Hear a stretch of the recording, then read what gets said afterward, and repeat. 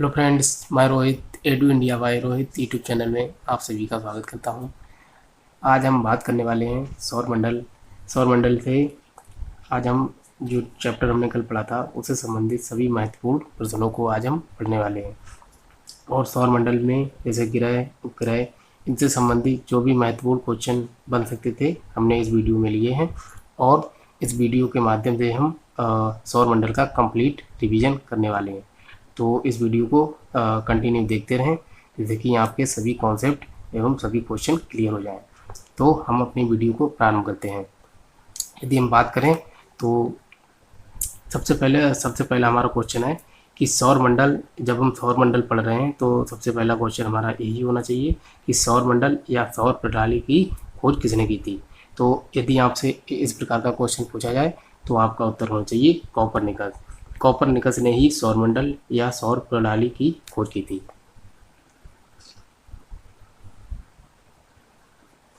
Copernicus, ठीक है। तो कॉपरनिकस ने ही सौरमंडल या सौर प्रणाली की खोज की थी। अब हम बात करते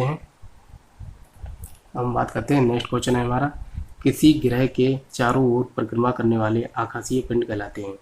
जब कोई ग्रह होता है उसके चारों ओर जो भी आकाशीय पिंड परिक्रमा लगाते हैं उन्हें हम उपग्रह की संज्ञा देते हैं। उन्हें हम उपग्रह के नाम से जानते हैं। और यदि बात करें कि तीसरा क्वेश्चन की तरफ, सौर मंडल में कुल कितने ग्रह हैं, तो सौर मंडल में कुल 8 ग्रहों की गणना की गई है। सौर मंडल में कुल 8 ग्रह हैं, ठीक है। तो नेक्स्ट हमारा क्वेश्चन है कि अंतरिक्ष में कुल कितने तारामंडल हैं। तो अंतरिक्ष में कुल तारामंडलों की संख्या है 89 संख्या है, अर्थात 89। हमारे अंतरिक्ष में जो तारामंडल हैं वो 89 हैं, ठीक है। तो अब हमारा नेक्स्ट क्वेश्चन है, किनके बीच औसत दूरी को खगोलीय एकक कहते हैं। किनके बीच औसत दूरी को हम खगोलीय एकक कहते हैं। यदि बात करें खगोलीय एकक की तो सूर्य एवं पृथ्वी के बीच जो औसत दूरी होती है उसे ही हम खगोलीय एकक के नाम से जानते हैं। सूर्य एवं पृथ्वी के बीच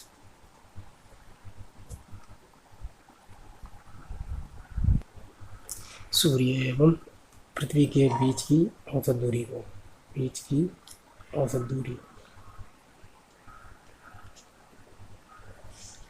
जो सूर्य एवं पृथ्वी के बीच की औसत दूरी होती है, जैसे यदि बात करें तो 14,97,95,900 किलोमीटर इतनी दूरी होती है, जिसे अप्रॉक्स में हम 14,98 मतलब 14 करोड़ और 98 लाख के रूप में मतलब ले लेते हैं।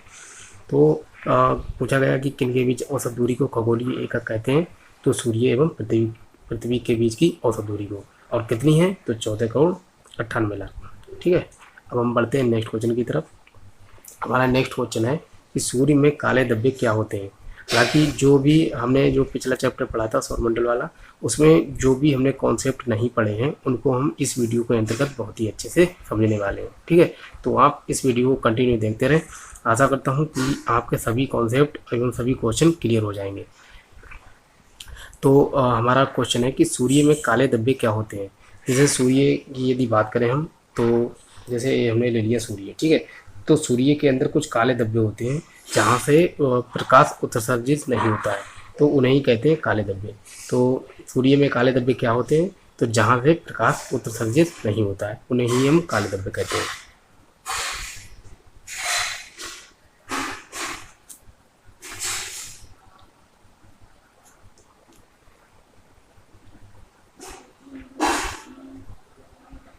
ठीक है, तो जहाँ से प्रकाश उत्सर्जित नहीं होता है उन्हें ही हम काले धब्बे कहते हैं। और इनका यदि टेम्परेचर की बात करें तो लगभग 4500 डिग्री सेल्सियस होता है।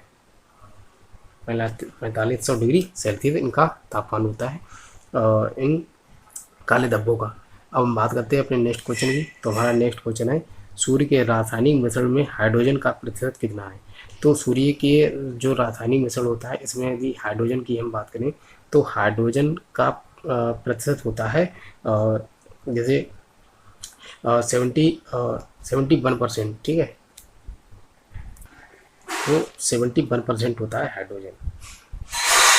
हाइड्रोजन, ठीक है। तो 71% होता है हाइड्रोजन। और यदि बात करें, जैसे हमारा नेक्स्ट क्वेश्चन है कि सूर्य की सतह पर हाइड्रोजन के अलावा बहुतायत में कौन सा तत्व पाया जाता है। तो बहुतायत में हाइड्रोजन के बाद 71% तो हाइड्रोजन पाया जाता है। इसके बाद 26.5% जो है वो पाया जाता है हीलियम, ठीक है। तो हीलियम पाया जाता है दूसरे नंबर पर हाइड सूर्य की सतह पर, ठीक है। तो सबसे पहले यदि बात करें सूर्य के रासायनिक मिश्रण में हाइड्रोजन का प्रतिशत पाया जाता है 71%। इसके बाद दूसरे नंबर पर यदि बात करें सूर्य के सतह पर, तो हाइड्रोजन के अलावा 26.5% पाया जाता है हीलियम। तो यही दो तत्व जो हैं जो सबसे अधिक मात्रा में सूर्य पर पाए जाते हैं।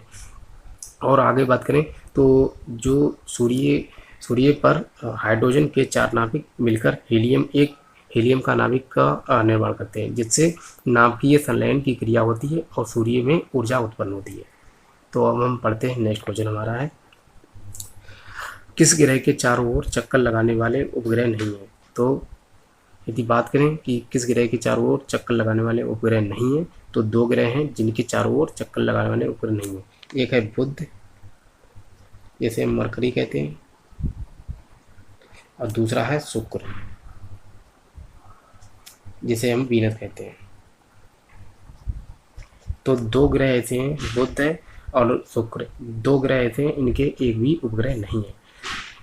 और बात करें किस ग्रह को इवनिंग स्टार कहा जाता है। इवनिंग स्टार्स या सांझ का तारा, इसके कई उपनाम हैं, हालांकि मैंने एक क्वेश्चन लिया है, मैं आपको बता दूं। तो इवनिंग स्टार या सांझ का तारा या भोर का तारा या पृथ्वी की जुड़वा बहन या पृथ्वी का जुड़वा ग्रह, तो इस प्रकार से 3-4 इसके टाइटल हैं। और इस एक ही ग्रह के टाइटल हैं चारों, तो उस ग्रह का नाम है शुक्र, वीनस, जिसे वीनस कहते हैं। तो शुक्र को ही इवनिंग स्टार या सांझ का तारा या सुबह का तारा, इस प्रकार से इसके टाइटल दिए गए हैं, तो शुक्र को कहा जाता है। नेक्स्ट क्वेश्चन है हमारा कि कौन सा ग्रह सूर्य के चक्कर सबसे कम समय में लगाता है। मतलब कौन सा ग्रह ऐसा है जो सूर्य का चक्कर या परिक्रमा सबसे कम समय में लगाता है। तो सूर्य के जो सबसे नज़दीक होगा उसी वही ग्रह जो है सूर्य की परिक्रमा सबसे कम समय में लगाएगा। तो सूर्य के सबसे नज़दीक कौन सा है, तो बुध है। बुध जो है मात्र 88 दिनों में सूर्य की परिक्रमा लगा लेता है। और बात करें, नेक्स्ट क्वेश्चन है हमारा, जब हम ये पढ़ लेते हैं कि सूर्य का चक्कर सबसे कम समय में कौन लगाता है, तो ये भी पता होना चाहिए कि सबसे अधिक समय में कौन लगाता है। जो सबसे दूर होगा सूर्य से वही ग्रह सूर्य की परिक्रमा सबसे अधिक समय में लगाता है। तो सबसे अधिक समय में कौन लगाता है, उसका नाम है वरुण, जिसे हम नेपच्यून के नाम से जानते हैं, ठीक है। तो इसे हम अंग्रेजी में नेपच्यून कहते हैं और हिंदी में वरुण। तो वरुण ग्रह जो लगभग यदि बात करें तो 165 वर्ष में पूरी परिक्रमा लगा पाता है। मतलब बहुत ही एक पृथ्वी के अनुसार वर्षों का ईयर है, तो ये लगभग 165 वर्ष में सूर्य की एक परिक्रमा लगा पाता है। नेक्स्ट क्वेश्चन है हमारा कि कौन सा ग्रह अपनी धुरी पर घूर्णन सबसे कम समय में करता है। मतलब सबसे कम समय में कौन ऐसा ग्रह है जो घूर्णन बहुत ही जल्दी कर लेता है, तो उसका नाम है बृहस्पति, जिसे हम जुपिटर कहते हैं। जुपिटर जो लगभग 10 घंटे में सूर्य की परिक्रमा अपनी धुरी पर घूर्णन कर लेता है। और जैसे लगभग 10 घंटे, और यदि वैसे बात करें तो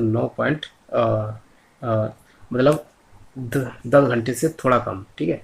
तो 10 घंटे से थोड़ा कम मतलब 9 घंटे और लगभग इस प्रकार से, ठीक है। तो अब हम बढ़ते हैं नेक्स्ट क्वेश्चन की तरफ। जब हमने ये पढ़ लिया कि कौन सा ग्रह अपनी धुरी पर घूर्णन सबसे कम समय में करता है, तो हो गया बृहस्पति, जिसे हम जुपिटर कहते हैं। और यदि बात करें कि कौन सा ग्रह अपनी धुरी पर घूर्णन सबसे अधिक समय में करता है, तो उस ग्रह का नाम है शुक्र, ठीक है। तो शुक्र ऐसा ग्रह है जो अपनी धुरी पर घूर्णन जो है सबसे अधिक समय में लगा पाता है। और यदि बात करें तो 243 दिनों में 243 दिनों में ए का नाम ए अपनी धुरी का घूर्णन कर पाता है। अब हम बात करते हैं नेक्स्ट क्वेश्चन की। सौर मंडल का कौन सा ग्रह लगभग पृथ्वी जितना बड़ा है? सौर मंडल का कौन सा ग्रह जो है लगभग पृथ्वी जितना बड़ा है? पृथ्वी के जितना बड़ा होने के कारण ही इसे इवनिंग स्टार या सांझ का तारा या पृथ्वी की जुड़वा बहन के नाम से भी जाना जाता है। तो आप समझ चुके होंगे ये कौन सा ग्रह है। इस ग्रह का नाम है शुक्र। शुक्र है जो कि पृथ्वी के जितना लगभग बड़ा ग्रह है। और बात करें नेक्स्ट क्वेश्चन की, ब्लू प्लेनेट अर्थात नीला ग्रह के नाम से किसे कहते हैं? तो नीला ग्रह है पृथ्वी। पृथ्वी को हम नीला ग्रह के नाम से भी जानते हैं। और आगे यदि हम बात करें, हमारा नेक्स्ट क्वेश्चन है सौर मंडल का सबसे गर्म ग्रह कौन सा है? तो सौर मंडल का सबसे गर्म ग्रह के नाम से जाना जाता है शुक्र। शुक्र को क्यों कहते हैं सबसे गर्म ग्रह? क्योंकि इस ग्रह में 97% जो है वो कार्बन डाइऑक्साइड पाई जाती है, कार्बन डाइऑक्साइड। और जिस ग्रह में कार्बन डाइऑक्साइड की सबसे अधिकता पाई जाती है, क्योंकि कार्बन डाइऑक्साइड जो है वो ग्लोबल वार्मिंग के लिए जिम्मेदार होती है। और कार्बन डाइऑक्साइड जिस ग्रह में पाई जाती है उस ग्रह में सबसे अधिक टेम्परेचर होता है। उसी के कारण जो है शुक्र जो है सबसे अधिक गर्म ग्रह के नाम से जाना जाता है। तो सौर मंडल का नेक्स्ट क्वेश्चन है हमारा, इस सौर मंडल का सबसे ठंडा ग्रह के नाम से कौन जाना जाता है? तो सबसे ठंडा ग्रह के नाम से जाना जाता है वरुण, जिसे हम नेपच्यून के नाम से भी जानते हैं। तो सौर मंडल का सबसे ठंडा ग्रह के नाम से भी वरुण जाना जाता है। और सूर्य से सबसे अधिकतम दूरी के नाम से भी वरुण जाना जाता है। अब हम पढ़ते हैं नेक्स्ट क्वेश्चन है हमारा 19वां। पृथ्वी अपनी धुरी पर घूमती है। तो यदि बात करें कि पृथ्वी अपनी धुरी पर कितने समय में घूम जाती है, तो पृथ्वी अपनी धुरी पर घूमती है 23 घंटे और 56 मिनट 4 सेकंड। 23 घंटे 56 मिनट 4 सेकंड में पृथ्वी अपनी धुरी पर घूम जाती है। और यदि लगभग मिले तो 24 घंटे। तो लगभग 24 घंटे में पृथ्वी अपनी धुरी पर घूम जाती है, अर्थात घूर्णन कर लेती है, जिसके कारण जो है दिन एवं रात का निर्माण होता है। यदि आपसे पूछा जाए कि दिन एवं रात का निर्माण होने का कारण क्या होता है, तो पृथ्वी अपने अक्ष पर जो घूर्णन करती है उसी के कारण दिन एवं रात का निर्माण होता है। नेक्स्ट क्वेश्चन है हमारा कि सर्वाधिक उपग्रह किस ग्रह के हैं? तो आपसे पूछा जाए कि सर्वाधिक उपग्रह वर्तमान में किस ग्रह के हैं? तो अब हो गए शनि के। पहले किसके थे? तो पहले थे बृहस्पति के। शनि के कितने हो गए? तो शनि के पहले तो थे 62, ठीक है, लेकिन अब हाल ही में 20 और खोजे गए, जिसके कारण अब वर्तमान में हो गए 82 उपग्रह। 82 उपग्रह हो जाने के कारण शनि ग्रह के सबसे अधिक उपग्रह हो गए।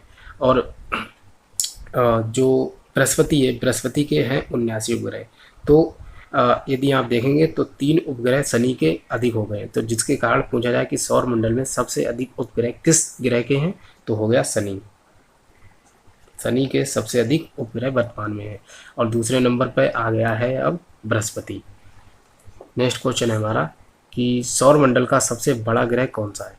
तो सौर मंडल का सबसे बड़ा ग्रह की यदि हम बात करें तो हो जाता है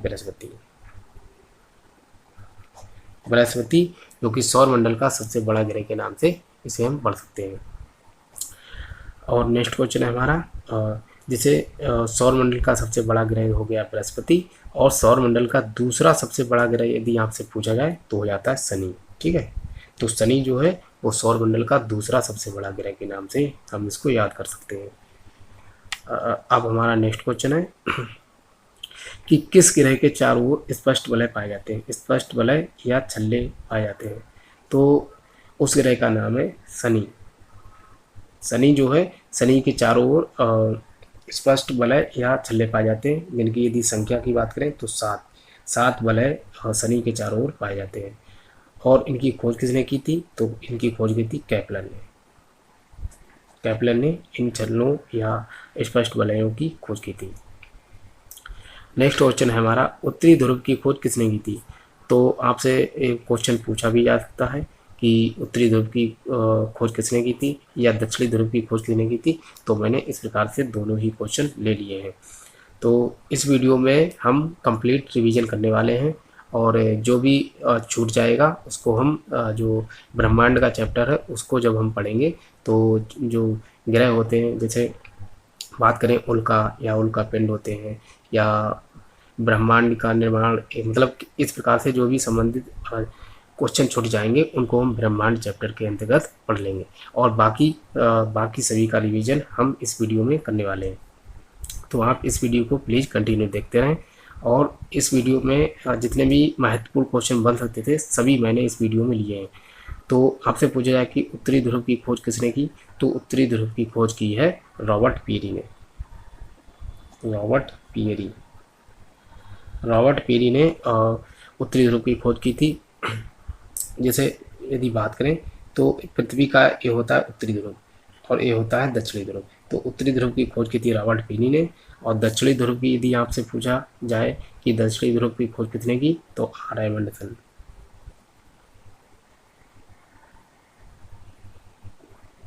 ठीक है, तो आर एमंडसन ने दक्षिणी ध्रुव की खोज की थी। अब पूछा जाए आपसे कि सूर्य के चारों ओर पृथ्वी की परिभ्रमण चाल कितनी है। सूर्य के चारों ओर जो पृथ्वी जब मतलब चक्कर लगाती है तो उसकी परिभ्रमण चाल कितनी है। तो परिभ्रमण चाल की यदि बात करें तो हो जाती है 365 दिन और 365 दिन हो जाते हैं और बात करें तो 48 घंटे, सॉरी 365 दिन हो जाते हैं और 56 मिनट।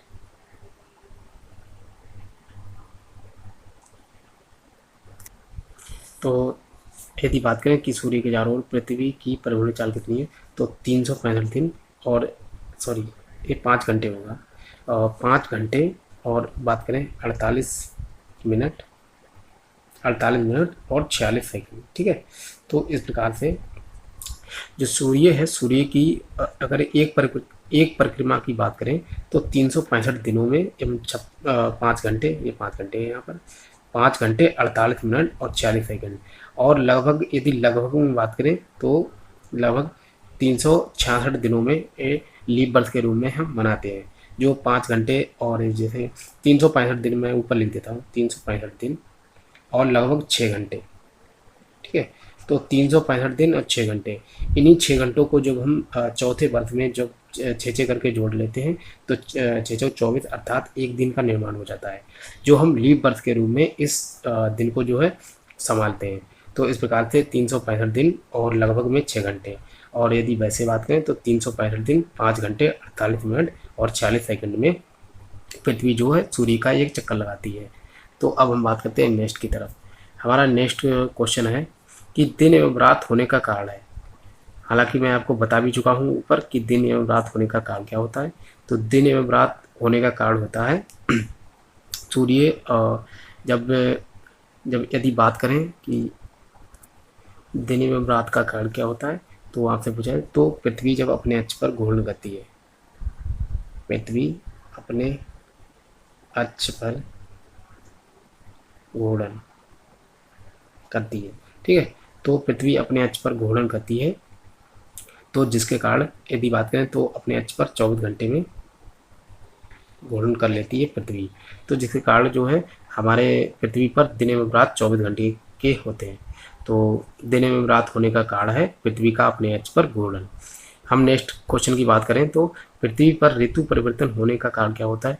तो पृथ्वी पर यदि बात करें कि ऋतु परिवर्तन किसके कारण होता है, तो पृथ्वी एवं सूर्य के बीच जो दूरी है, जब पृथ्वी सूर्य का चक्कर लगाती है तो कभी पृथ्वी सूर्य के नज़दीक हो जाती है तो कभी पृथ्वी सूर्य से बहुत अधिक दूर हो जाती है, जिसके कारण भी पृथ्वी पर ऋतु परिवर्तन होता है। और दूसरी बात करें तो पृथ्वी अपने अक्ष पर 23.5 डिग्री झुकी हुई है, तो इन दोनों बातों के कारण ही पृथ्वी पर ऋतु परिवर्तन होते हैं, 23.5 डिग्री झुकाव के कारण। और दूसरी बात है कि पृथ्वी का सूर्य से दूरी घटने एवं बढ़ने के कारण भी ऐसा होता है।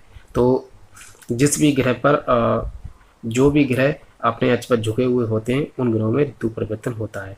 जैसे मंगल ग्रह की यदि हम बात करें तो मंगल ग्रह 25 डिग्री अपने अक्ष पर झुका हुआ है, जिसके कारण मंगल ग्रह पर भी ऋतु परिवर्तन होते हैं। अब हम बात करें नेक्स्ट क्वेश्चन की, तो पृथ्वी के विषुवतीय व्यास एवं ध्रुवीय व्यास के बीच अंतर कितना है। तो मैं आपको समझा देता हूँ कि ये क्या है।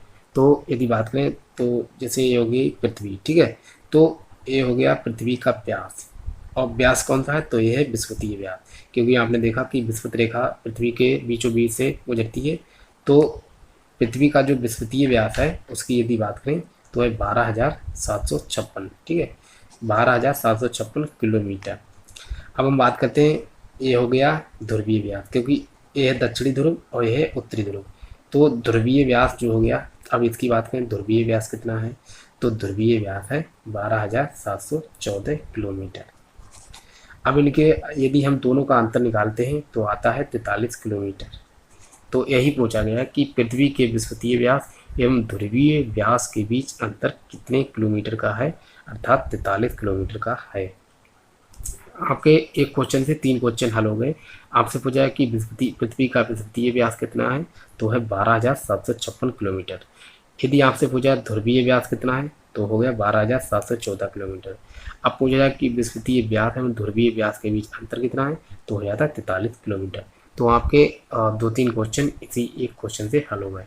अब हम बात कर लेते हैं कि सौर मंडल के 8 ग्रहों को का घटता क्रम के रूप में, मैंने इसलिए लिया है क्वेश्चन क्योंकि हम 8 ग्रहों को एक बार फिर से रिवाइज कर लेते हैं। तो यदि बात करें तो 8 ग्रहों को घटता क्रम के रूप में पढ़ते हैं। सबसे बड़ा ग्रह है बृहस्पति, दूसरा है शनि, ठीक है, पहला है बृहस्पति सबसे बड़ा, इसके बाद है शनि, शनि के बाद यदि बात करें तो बृहस्पति, शनि, अरुण, इसके बाद आता है वरुण, इसके बाद वरुण, और यदि बात करें इसके बाद आता है हमारा पृथ्वी, ठीक है। तो इसलिए कहा जाता है कि 5वां सबसे बड़ा ग्रह है पृथ्वी। पृथ्वी के बाद यदि बात करें तो आता है शुक्र, और शुक्र के बाद बात करें तो आता है मंगल, उसके बाद बुध। तो ये तो हो गए हैं सौरमंडल के 8 ग्रहों का घटता क्रम। सबसे बड़ा ग्रह कौन सा है, बृहस्पति। सबसे छोटा ग्रह कौन सा है, तो हो जाता है बुध। बुध को मरकरी कहते हैं और बृहस्पति को जुपिटर। और आपसे पूछा जाए कि दूसरा सबसे बड़ा ग्रह, तो हो जाता है शनि। तीसरा सबसे बड़ा ग्रह तो अरुण। इसी प्रकार से आप इनको याद कर सकते हैं। अब हम बढ़ते हैं नेक्स्ट की तरफ। नेक्स्ट क्वेश्चन हमारा कि किस वैज्ञानिक ने सिद्ध किया कि सूर्य के चारों ओर प्रत्येक नक्षत्र का मार्ग दीर्घवृत्ताकार है। तो किस वैज्ञानिक ने ये सिद्ध किया था कि सूर्य के चारों ओर जो भी नक्षत्र या ग्रह मार्ग पर परिक्रमा लगाते हैं उनका जो मार्ग है वो दीर्घवृत्ताकार है। तो ऐसा कहा था कैप्लर ने कहा था कि सूर्य के चारों ओर प्रत्येक नक्षत्र का मार्ग दीर्घवृत्ताकार है। नेक्स्ट हमारा क्वेश्चन है कि आकाश का सबसे चमकदार तारा कौन सा है। यदि आपसे पूछा जाए कि सबसे चमकदार तारे की संज्ञा किसको दी गई, तो है वो साइरस या डॉग स्टार, साइरस या डॉग स्टार के रूप में कहा जाता है कि आकाश का सबसे चमकदार तारा है साइरस या डॉग स्टार। और मैं आपको ये बात बता दूं, पूछा जाए कि आकाश का सबसे जो चमकदार तारों का जो मंडल है उसे हम क्या कहते हैं, तो उसे कहते हैं ओरियन नेबुला। जो चमकदार तारों का जो मंडल है उसे हम ओरियन नेबुला के नाम से जाने जाते हैं, ओरियन नेबुला,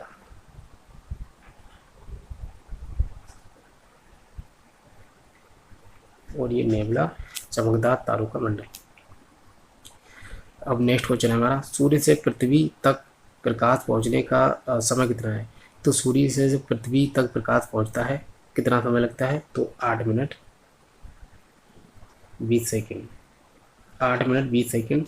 और यदि इन्हें कन्वर्ट करें तो लगभग 500 सेकंड में सूर्य से पृथ्वी तक प्रकाश पहुंच जाता है। और एक क्वेश्चन मैं आपको और बता दूं, यदि आपसे पूछा जाए कि चंद्रमा से पृथ्वी तक पहुंचने में प्रकाश को कितना समय लगता है, तो लगभग 1.3 सेकंड, ठीक है।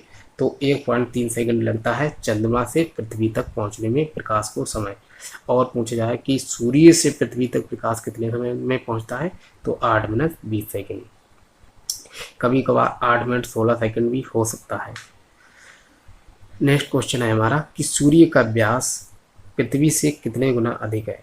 तो सूर्य का व्यास जो है लगभग 13 लाख गुना है। 13 लाख व्यास है लगभग सूर्य का, ठीक है।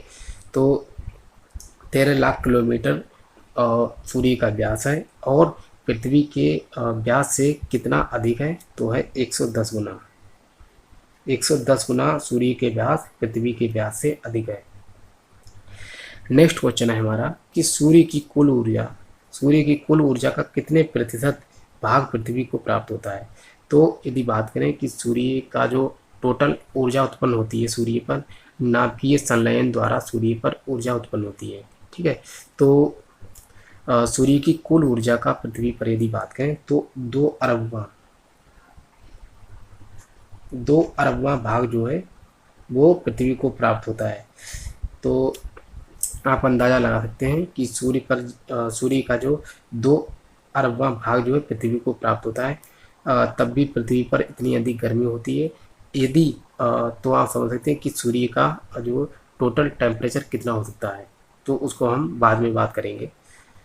नेक्स्ट क्वेश्चन है हमारा कि सूर्य के प्रकाश की चाल कितनी है। तो हालांकि आपसे डायरेक्ट भी क्वेश्चन पूछा जा सकता है कि प्रकाश की चाल कितनी है, तो भी वही आंसर होगा, और सूर्य के प्रकाश की चाल तब भी वही। तो 3 गुणे 10⁸ किलोमीटर प्रति सेकंड, ठीक है। तो 3 गुणे 10⁸ है, ये वैज्ञानिक पद्धति में है। तो 3 गुणे 10⁸ किलोमीटर प्रति सेकंड, और यदि इसे कन्वर्ट करें 3 लाख किलोमीटर प्रति सेकंड सूर्य के प्रकाश की चाल होती है।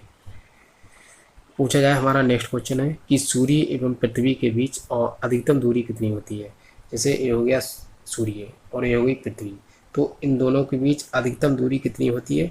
तो अधिकतम दूरी की बात करें, अधिकतम दूरी होती है 15 करोड़ 21 लाख, ठीक है। 15 करोड़ 21 लाख दूरी होती, 15 करोड़ 21 लाख किलोमीटर सूर्य एवं पृथ्वी के बीच अधिकतम दूरी होती है। और जब अधिकतम दूरी होती है तो इसे कहते क्या है, तो इसे हम कहते हैं अपसौर।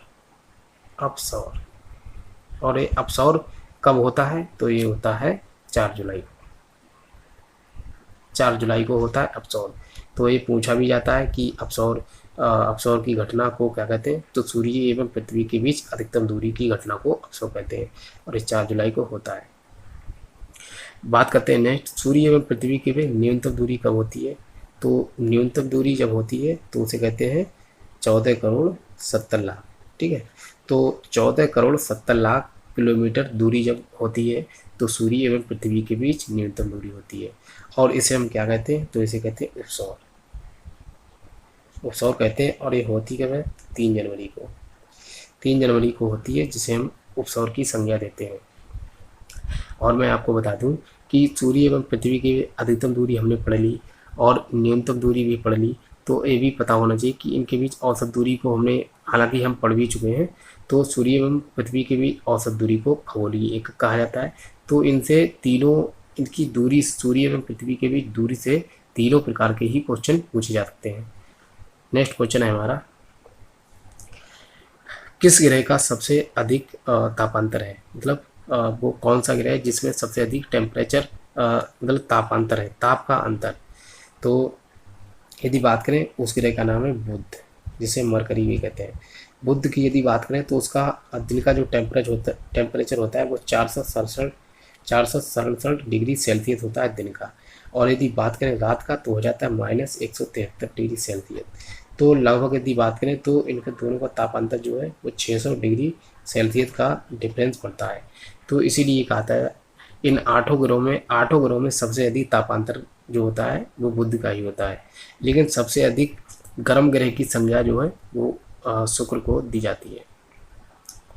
तो पृथ्वी के सबसे निकट का ग्रह कौन सा है, पृथ्वी की बात हो रही है यहाँ पर। यदि सूर्य का आपसे पूछा जाता तो हो जाता है बुध, और पृथ्वी के सबसे निकट की बात करें तो हो जाता है शुक्र। और मैं आपको एक क्वेश्चन और बता दूं, पूछा जाए कि पृथ्वी जो है किन ग्रहों के बीच में है, तो शुक्र एवं मंगल के बीच में है पृथ्वी। अब बात करते हैं नेक्स्ट, किस ग्रह का घनत्व जल से भी कम है? तो एक 8 ग्रहों में एक ग्रह ऐसा है जिसका घनत्व जो है जल से भी कम है, और जिस ग्रह का घनत्व जो होता है जल से कम होता है, उस ग्रह को यदि आप जल में रखेंगे तो वह ग्रह जल में तैरने लगेगा। तो जल का जो टेम्परेचर होता है पहले उसे हम समझ लेते हैं। तो 1 ग्राम प्रति डिग्री से 1 ग्राम प्रति सेंटीमीटर क्यूब होता है जल का घनत्व। तो इस घनत्व से यदि किसी भी ग्रह का घनत्व अगर यदि कम होगा तो वह ग्रह जल में तैरने लगेगा। तो उस ग्रह का जैसे शनि की बात करें, शनि जो है एकमात्र ऐसा ग्रह है जिसका जो घनत्व है वो जल से भी कम है। कितना है? तो -69.69, ठीक है। तो 0.69 ग्राम प्रति सेंटीमीटर क्यूब। तो 0.69 ग्राम प्रति सेंटीमीटर क्यूब किस ग्रह का घनत्व है? तो उस ग्रह का नाम है शनि। तो शनि का सबसे कम घनत्व है, तो आप इसे याद रख सकते हैं। चंद्रमा का कितने प्रतिशत भाग पृथ्वी से दिखाई देता है? तो चंद्रमा का यदि बात करें तो पृथ्वी से हम 59% भाग जो है वही देख पाते हैं, बाकी भाग हमें दिखाई नहीं देता है। अब हम नेक्स्ट क्वेश्चन पढ़ते हैं। चंद्रमा पर सबसे पहले कौन उतरा था? तो चंद्रमा पर यदि बात करें तो सबसे पहले अमेरिका के एक व्यक्ति थे, नील आर्मस्ट्रांग।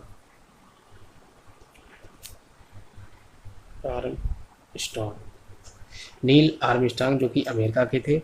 और यदि बात करें तो अपोलो 11 जो कि नासा, अमेरिका की कंपनी है नासा, तो नासा द्वारा एक मिशन भेजा गया था। तो अपोलो 11 जो एक अंतरिक्ष यान था जिसे चंद्रमा पर उतारा गया था, अपोलो 11 जो भेजा गया था, जो कि चंद्रमा के एक स्थान है सी ऑफ ट्रैंक्विलिटी,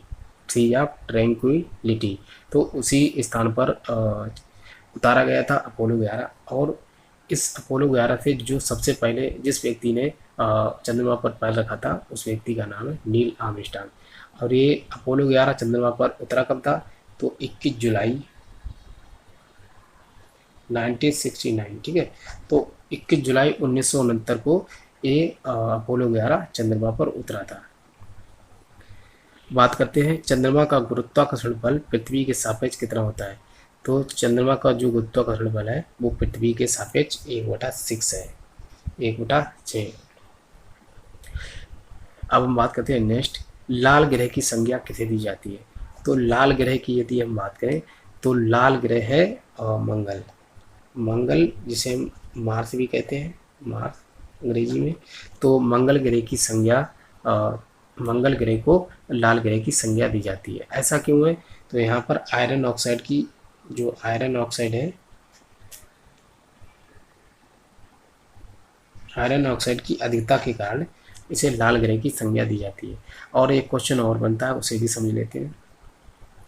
जैसे लाल ग्रह की संज्ञा आपसे पूछा जाए तो हो जाता है मंगल, और पूछा कि लाल धब्बे किस ग्रह पर पाए जाते हैं, लाल धब्बे, तो वो हो जाता है, जैसे मैंने यहाँ पर लिया है क्वेश्चन, लाल धब्बे किस ग्रह पर प्रतीत होते हैं? तो उस ग्रह का नाम है शुक्र। शुक्र पे लाल धब्बे प्रतीत होते हैं। हमारा नेक्स्ट क्वेश्चन है, माउंट एवरेस्ट से 3 गुना ऊंचा पर्वत कहाँ स्थित है? माउंट एवरेस्ट से 3 गुना ऊंचा, तो आपको माउंट एवरेस्ट की ऊंचाई तो पता ही होगी, जैसे 8,848.86 मीटर जो है माउंट एवरेस्ट की ऊंचाई है। और इससे 3 गुना ऊंचा अप्रॉक्स में यदि माउंट एवरेस्ट की ऊंचाई लें तो लगभग 9 किलोमीटर, और जो इससे 3 गुना ऊंचा अर्थात 27 किलोमीटर उसकी ऊंचाई है, तो वो पर्वत है निक्स ओलंपिया। निक्स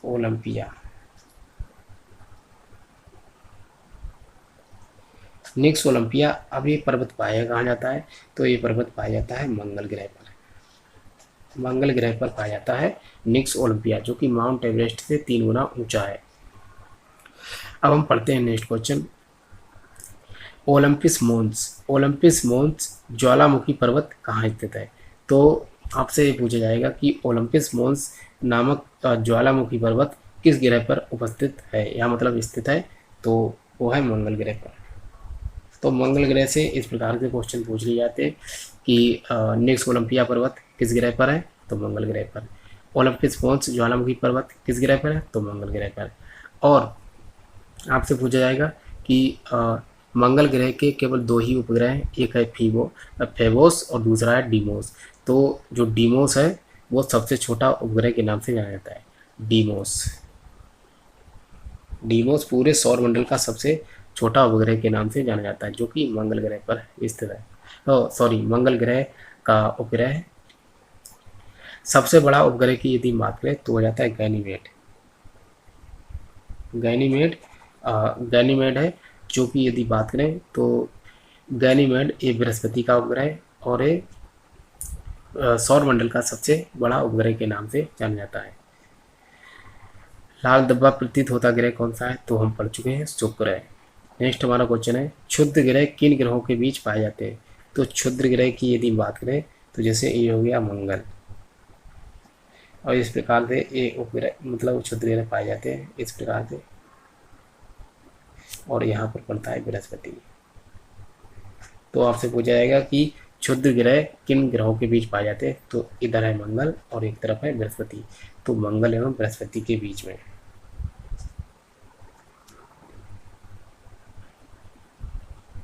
मंगल एवं बृहस्पति के बीच में पाए जाते हैं क्षुद्र ग्रह। अब हम पढ़ते हैं नेक्स्ट की तरफ। नेक्स्ट क्वेश्चन है हमारा, चंद्रमा पृथ्वी की परिक्रमा कितने समय में पूरी करता है।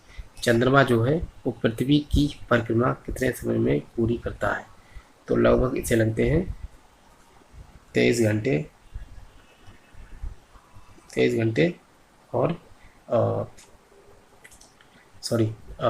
लगते हैं 27 दिन, मैंने गलत बोल दिया था, 27 दिन और 7 घंटे। तो 27 दिन 7 घंटे लगभग लगते हैं चंद्रमा को पृथ्वी की परिक्रमा पूरी करने में। चंद्रमा एक परिक्रमा पृथ्वी की 27 घंटे, सॉरी यहाँ पर दिन होगा, मैंने घंटे लिख दिया, तो 27 दिन 7 घंटे में चंद्रमा पृथ्वी की एक परिक्रमा पूरी कर लेता है। नेक्स्ट क्वेश्चन है हमारा, पृथ्वी एवं चंद्रमा के बीच औसत दूरी लगभग कितनी है। तो यदि बात करें तो 3,84,000 किलोमीटर, 3,84,000 किलोमीटर चंद्रमा एवं पृथ्वी के बीच दूरी है। लेकिन यदि औसतन बात करें तो हो जाता है लगभग 4 लाख को 4 लाख, ठीक है, तो लगभग 4 लाख औसत दूरी दे देते हैं कि चंद्रमा एवं पृथ्वी के बीच औसत दूरी लगभग 4 लाख किलोमीटर। नेक्स्ट क्वेश्चन है हमारा कि चंद्रमा का व्यास कितना है। तो लगभग चंद्रमा का व्यास की यदि बात करें तो लगभग चंद्रमा का व्यास जो है वो 3,000 की, और यदि हम बात करें कि चंद्रमा का व्यास कितना है तो लगभग 3480 किलोमीटर, ठीक है, तो 3480 किलोमीटर जो है चंद्रमा का व्यास है। और जैसे बात करते हैं तो जैसे हो गया चंद्रमा, तो चंद्रमा का ये होता है व्यास, जैसे हम 3480 किलोमीटर चंद्रमा का व्यास है। और हम बात करें, इससे मैंने आपको ऊपर बताया कि चंद्रमा पृथ्वी की परिक्रमा कितने समय पूरी कर, तो लगभग 27 दिन लगभग 8 घंटे होते हैं, यहाँ पर साथ में 8 कर लीजिए, तो 8 घंटे जो है चंद्रमा पृथ्वी की परिक्रमा एक पूरी करता है। अब हम बात करते हैं नेक्स्ट की। नेक्स्ट हमारा क्वेश्चन है कि चंद्रमा का द्रव्यमान जो है वो पृथ्वी के द्रव्यमान का कितना है। चंद्रमा का टोटल द्रव्यमान पृथ्वी के द्रव्यमान का कितना है, तो ये होता है 1/8, ठीक है, 1/8 गुना जो है चंद्रमा का द्रव्यमान है पृथ्वी के द्रव्यमान का। यदि एक द्रव्यमान है पृथ्वी का तो उसका 8वां भाग जो है वो हो जाता है चंद्रमा का द्रव्यमान। पूछा जाए कि जीवाश्म ग्रह की संज्ञा किसे दी जाती है, तो जीवाश्म ग्रह के रूप में, क्योंकि जीवाश्म चंद्रमा पर पाए जाते हैं तो इसलिए चंद्रमा को कहा जाता है जीवाश्म ग्रह। नेक्स्ट क्वेश्चन है हमारा, वे ग्रह कौन से हैं जो सूर्य एवं वे ग्रह कौन से हैं जो सूर्य की परिक्रमा जो है पूर्व से पश्चिम लगाते हैं। तो 2 ग्रह ऐसे हैं जो पूर्व से पश्चिम लगाते हैं। यदि बात करें तो हो जाता है शुक्र एवं अरुण। शुक्र एवं अरुण ऐसे ग्रह हैं जो सूर्य की परिक्रमा जो है वो अन्य ग्रहों की अपेक्षा विपरीत दिशा में लगाते हैं, मतलब पूर्व से पश्चिम लगाते हैं। तो शुक्र एवं अरुण, शुक्र को कहते हैं वीनस और अरुण को कहते हैं यूरेनस। नेक्स्ट क्वेश्चन है हमारा, लेटा हुआ ग्रह कहते हैं। लेटा हुआ ग्रह किस ग्रह को कहा जाता है, तो यदि बात करें तो वह ग्रह लगभग 82 डिग्री जो है वो अपने अक्ष पर झुका हुआ है, तो उस ग्रह का नाम है अरुण। अरुण ग्रह जो है वो 82 डिग्री अपने अक्ष पर झुका होने के कारण इसे हम लेटा ग्रह की संज्ञा देते हैं। नेक्स्ट क्वेश्चन है हमारा, हरे रंग का ग्रह कहते हैं। यदि आपसे पूछा जाए कि हरे रंग का ग्रह कौन सा है, तो दो ग्रह ऐसे हैं जिस पर मीथेन की बहुत ही अधिकता पाई जाती है, लेकिन हरे रंग की संज्ञा जो है हरे रंग का ग्रह कहा जाता है वरुण को। वरुण को हरे रंग का ग्रह कहा जाता है, इसलिए क्योंकि वरुण ग्रह पर वरुण एवं वरुण दोनों पर ही मीथेन की अधिकता पाई जाती है, लेकिन हरे रंग का ग्रह यदि आपसे पूछा जाए तो हो जाता है वरुण। किस ग्रह पर पृथ्वी के सापेक्ष यदि हम कोई वस्तु ले जाते हैं तो उसका भार जो है 2.53 गुना अर्थात 2.5 गुना से थोड़ा सा अधिक, तो 2.5 गुना से थोड़ा सा अधिक होगा। तो यदि हम बात करें से कोई वस्तु हम पृथ्वी पर है हमारी 10 किलोग्राम की, ठीक है, कोई वस्तु 10 किलोग्राम की पृथ्वी पर है और इसे हम ले जाते हैं बृहस्पति पर। उस ग्रह का नाम है बृहस्पति, मैं आपको बता देता हूँ बृहस्पति। तो बृहस्पति पर जब हम ले जाते हैं इसका, तो ये 10 किलो की है, 10 किलोग्राम की, और जब बृहस्पति पर ले जाते हैं तो यदि हम इसको 2.5 गुना के अनुपात में ले रहे हैं तो 10 किलो की है तो इसका 2.5 गुना जब निकालेंगे लगभग 25 किलोग्राम से थोड़ा अधिक मान लीजिए, तो ये 2.5 गुना अधिक इस पर इसका जो द्रव्यमान है वो प्रतीत होगा यदि हम इसको पृथ्वी से बृहस्पति ग्रह पर ले जाएंगे तब। हमारा नेक्स्ट क्वेश्चन है कि सौर मंडल का केंद्र बिंदु कौन सा है। तो ऐसा मतलब कौन सा ग्रह या तारा या उपग्रह है जिसे हम सौर मंडल का केंद्र बिंदु कहते हैं, तो वो है तारा, जिसे हम कहते हैं सूर्य जो है वो हमारे सौर मंडल का केंद्र बिंदु कहा जाता है। और नेक्स्ट क्वेश्चन है हमारा, सूर्य में प्रकाश उत्सर्जित करने वाली प्रक्रिया कहलाती है, इसे हम नाभिकीय संलयन के रूप में जानते हैं। जैसे चार हाइड्रोजन के नाभिक जो है एक हीलियम का निर्माण करते हैं और जिसके कारण जो प्रकाश उत्सर्जित होता है उसे हम नाभिकीय संलयन कहते हैं। नाभिकीय संलयन कहा जाता है जब सूर्य से प्रकाश उत्सर्जित होता है। अब हम बात कर लेते हैं, जैसे हमने कुछ डायग्राम बनाया है कि सूर्य है, सूर्य से जब कोई भी ऊर्जा या ज्वाला निकलती है तो पृथ्वी की तरफ जब ये आकर्षित होती है तो पृथ्वी पर जब ये उत्तरी ध्रुव की तरफ जाती है तो इन्हें अलग नाम से जाना जाता है, और जब ये दक्षिणी ध्रुव पर आती है तो इन्हें अलग नाम से जाना जाता है। जैसे इनका नाम है ऑरोरा, ठीक है, ऑरोरा कहा जाता है। जब ये उत्तरी ध्रुव पर आती है तो इसे कहा जाता है ऑरोरा बोरियालिस। ऑरोरा बोरियालिस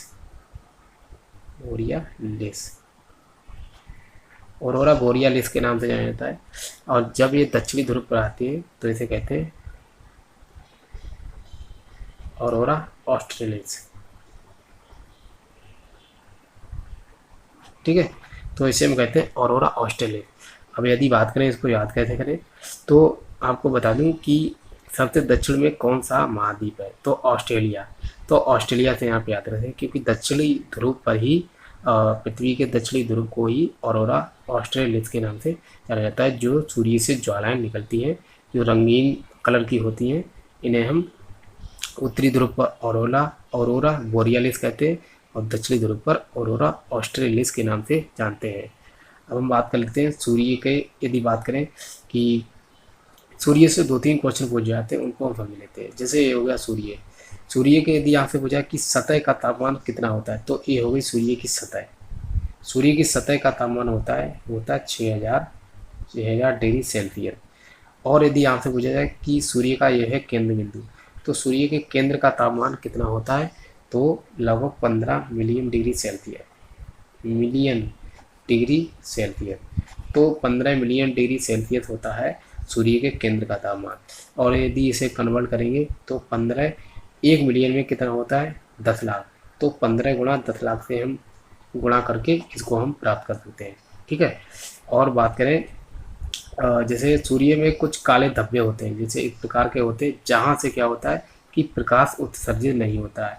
और इन काले धब्बों का तापमान कितना होता है, तो लगभग 4500 डिग्री सेल्सियस। 4500 डिग्री सेल्सियस होता है इन काले धब्बों का तापमान। तो इस प्रकार से हमने जो भी सौर मंडल के ग्रह उपग्रह से संबंधित हमारा टॉपिक था उसको हमने कंप्लीट रिवीजन कर लिया है। तो आपने यदि पूरी वीडियो देखी है तो आपको अनुमान लग गया होगा कि हमने किस प्रकार से जो जितने भी महत्वपूर्ण प्रश्न थे उनको हल किया है। तो आशा करता हूँ कि आपको ये वीडियो पसंद आएगा, और यदि पसंद आ रहा है तो इस वीडियो को शेयर करें और आपके जितने भी ग्रुप हैं उनमें शेयर करें, और चैनल को सब्सक्राइब कर लें। तो यदि पसंद आई है वीडियो तो इसको लाइक करें, और मिलते हैं नेक्स्ट वीडियो में। तब तक बने रहिए एवं जुड़े रहिए, और मिलते हैं नेक्स्ट वीडियो। जय हिंद, वंदे मातरम।